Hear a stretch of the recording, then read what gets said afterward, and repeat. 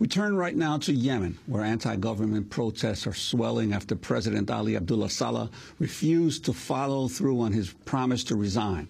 Medical workers say at least 41 people have been killed in the capital, Sanaa, since Monday, when artillery explosions and machine gun fire shattered a tenuous ceasefire that lasted less than 48 hours. Forces loyal to Saleh were deployed last night, where they battled with rebel tribesmen. Flights to the airport have been suspended as fighting rages in the city. Meanwhile, 20 people were killed in the southern city of Taiz after Saleh's forces attacked a protest camp in the city center. Today, witnesses told the AFP that protesters in Taiz have taken up arms against government forces loyal to the president. They say they remain undeterred despite the recent government crackdown.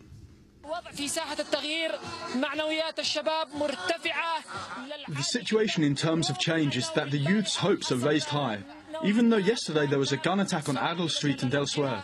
You should notice that those people are unbelievable. We have not seen anything like this before.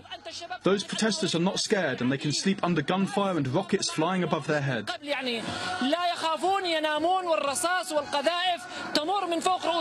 According to Al Jazeera, more than 350 people have been killed in Yemen since nationwide protests calling Saleh to end his 33-year rule started about 4 months ago. Secretary of State Hillary Clinton said at a news conference Wednesday the violence will only end when Saleh leaves the country. We cannot expect this conflict to end unless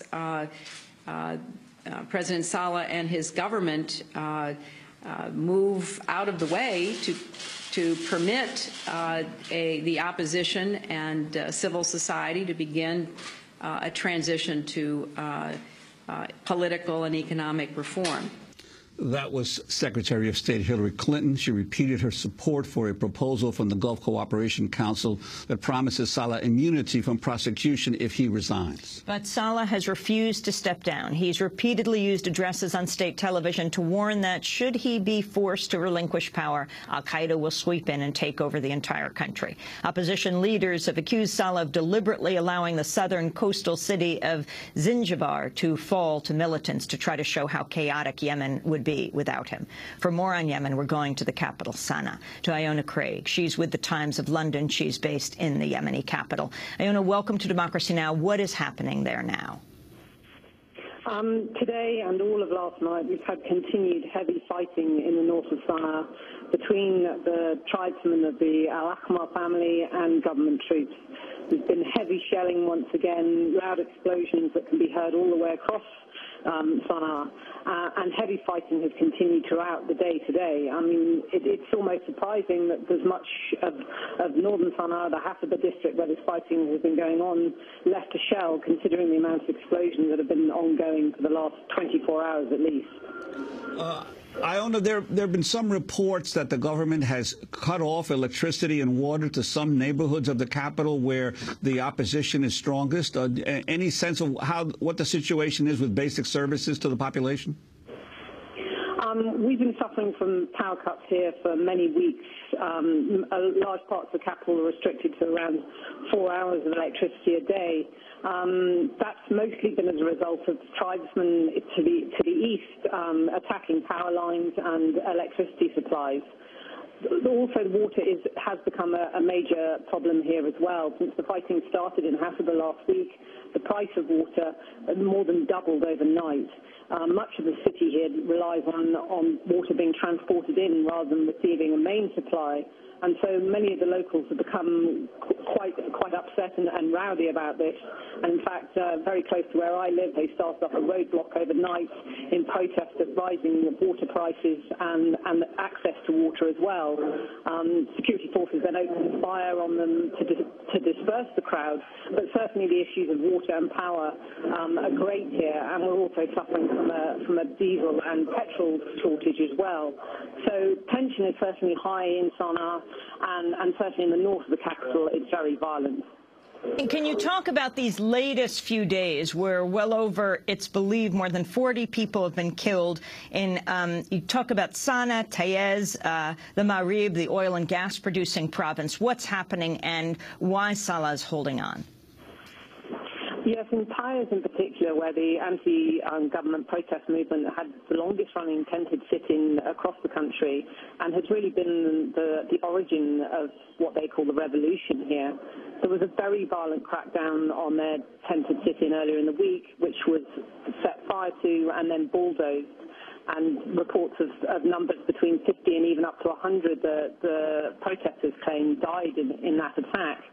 That came the same day as reports of al-Qaeda militants the government claimed had taken over the southern coastal city of Zinjibar, which seemed almost quite convenient that the media attention was distracted by the talk of Islamic militants taking over the city at the same time as government troops attacking peaceful protesters in Taiz.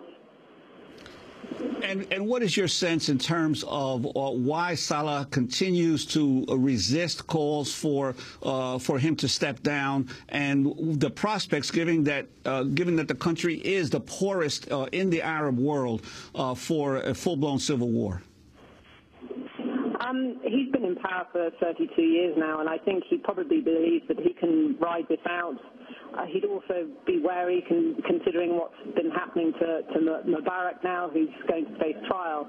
Although this transfer deal that was brokered by the Gulf Cooperation Council would grant him immunity from prosecution, I still think he sees this now as an opportunity for him to possibly ride out this call for him to step down, and also with the violence spreading around the country now, as giving him a better place at the negotiating table in order to be able to find a better and a more secure terms for him to leave if he chooses to do so.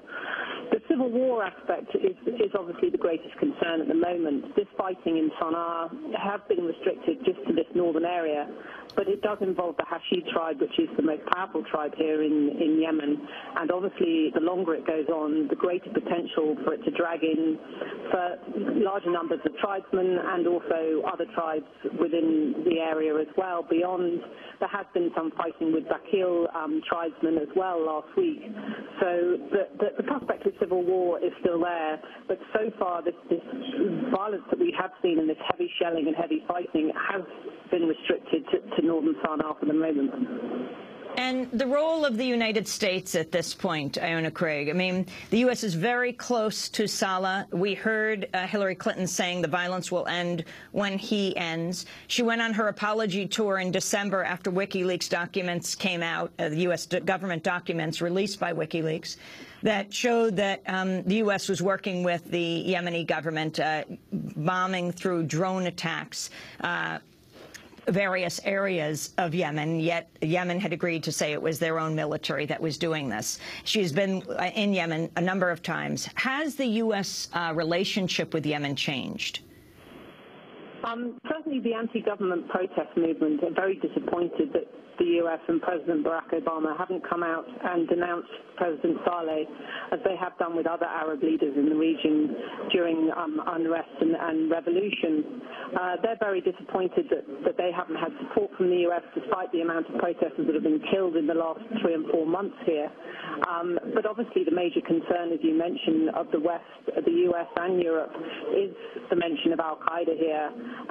And it's certainly their biggest concern, and the fact that there isn't an obvious successor to Saleh who will join them in that fight against al-Qaeda in this country. It's certainly al-Qaeda has become something of a political weapon or a political tool for Saleh to use, hence the reason we've seen these reports most lately in Zinjibar of fighting between government troops and so-called al-Qaeda militants. So yes, there's two elements to it. It's the al-Qaeda concern from America and the protesters here who are very disappointed that they haven't received the support they feel they should from the U.S. as a result. Well, Iona Craig, we want to thank you for being with us, journalist from Britain in Sanaa, where she lives, editor at the Yemen Times. This is Democracy Now!, democracynow.org, The War and Peace Report.